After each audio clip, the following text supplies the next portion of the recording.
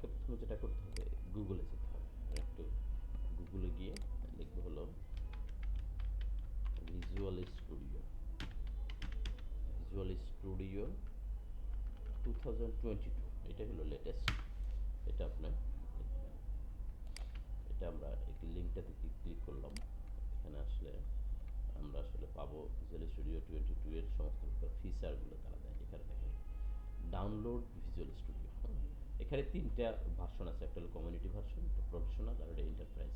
Community ভার্সনে আসলে কোনো লাইসেন্স কিছু কোনো কিছু লাগে না, এটা আমরা আসলে মূলত ব্যবহার করবো এন্টারপ্রাইজ এডিশন। ঠিক আছে, আমরা এন্টারপ্রাইজে ক্লিক করলে এখানে আপনাকে একটা ইনস্টলার ফাইল সে নামায় দেবে। এই ইনস্টলার ফাইলটা আমরা এটার যে কোনো একটা জায়গাতে আমরা রেখে দেবো, সাধারণত আমি ডেস্কটপে রাখলাম, ডেস্কটপে রাখলাম। এটা ডাউনলোড আমার অলরেডি হয়ে গেছে, এখানে কোথায় ডাউনলোড হচ্ছে এটা। এবার এটাকে কী করতে হবে, ডাবল ক্লিক করতে হবে, জাস্ট রান করে নেক্সট নেক্সট করে নিলেই হয়েছে। ঠিক আছে, নেক্সট নেক্সট করে এখন শুধুমাত্র যখন আপনি নেক্সট করবেন, আর আমি রান করে আমার এখানে যদি ইনস্টল করা আছে, ঠিক আছে, এখানে যদি আমি কন্টিনিউ দিই, কন্টিনিউ দিলে একটু পরে একটা ফিচার আসবে, সেই ফিচারটা আসলে একটু ইম্পর্টেন্ট।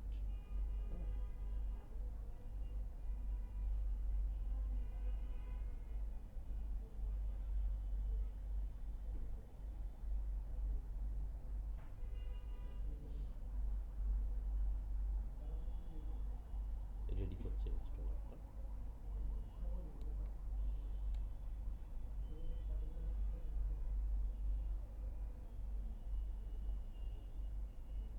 একটু সময় নেয় সে, একটু বড় সফটওয়্যার তো,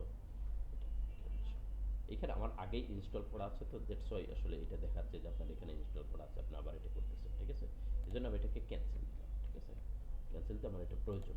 ঠিক আছে, আমার এখানে যেহেতু করা আছে সেহেতু আমি এটা জাস্ট এই ফাইলটা আপনারা একটু মনে রাখবেন, সেটা মনে রাখলেই হবে। ওকে, এখন আসেন আমার ভিজুয়াল স্টুডিওটা, আপনার আমি যে পোর্শন পর্যন্ত গেলাম, এই পোর্শন পর্যন্ত গেলে আপনাকে একটা ফিচার সে নিয়ে আসবে। আমি এই ফিচারটা এখান থেকে এনে আপনাকে দেখাচ্ছি।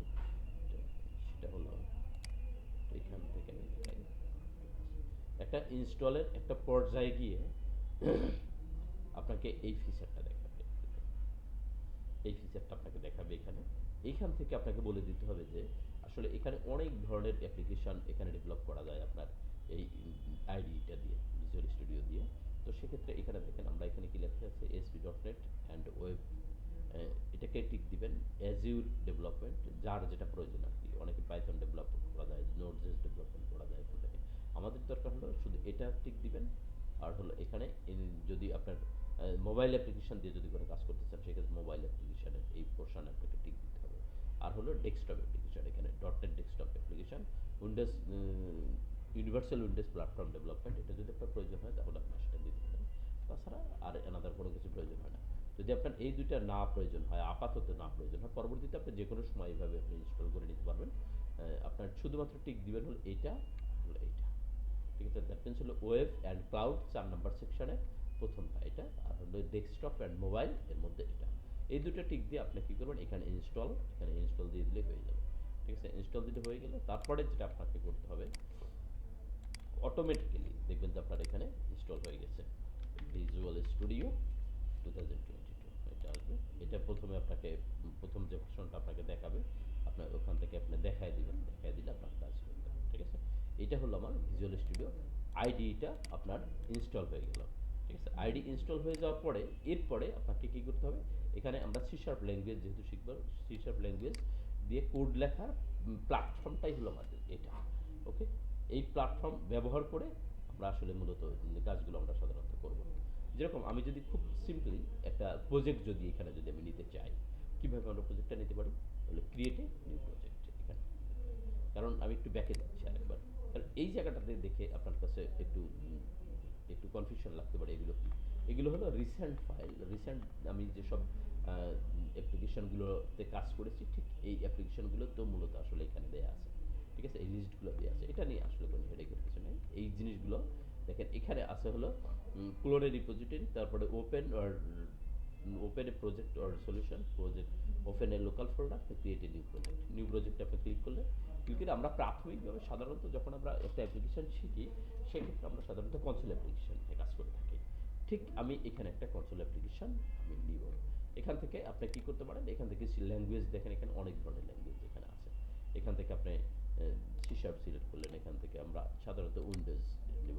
এখান থেকে আমরা কি করতে পারি, এখানে দেখেন কনসোল অ্যাপ্লিকেশন, এটা আমরা নিব। ঠিক আছে, এটা কোনটা বলা হচ্ছে এসপি ডট কোরের ফিচার নিয়ে একটা কনসোল অ্যাপ্লিকেশন তৈরি হয়। ঠিক আছে, এখন কোর সম্পর্কে একটু ধারণাটা আমরা একটু পরে দিতে চাচ্ছি, পরবর্তী সেকশনগুলোতে আমরা আসলে এই সম্পর্কে ধারণাটা নিব।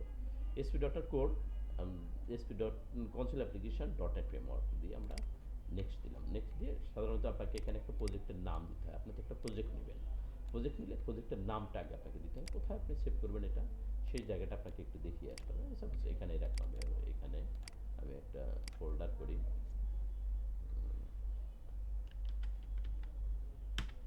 অফিস নামের একটা ফোল্ডার করলাম। ঠিক আছে, অফিসের ভিতরে এখানে দিলাম হলো ধরেন টেস্ট আন্ডারস্কোর 001, টেস্ট ওয়ান নামের একটা ফোল্ডার আমি তৈরি করলাম। এর ভিতরে আমরা সাধারণত এখানে আমরা প্রজেক্টের নামটা আমরা কি দিব, ইএক্স আন্ডারস্কোর 01। ওকে, এরপরে সলিউশনের নাম দিতে হবে। সলিউশনের নাম, প্রজেক্টের নাম সেম হতে পারে।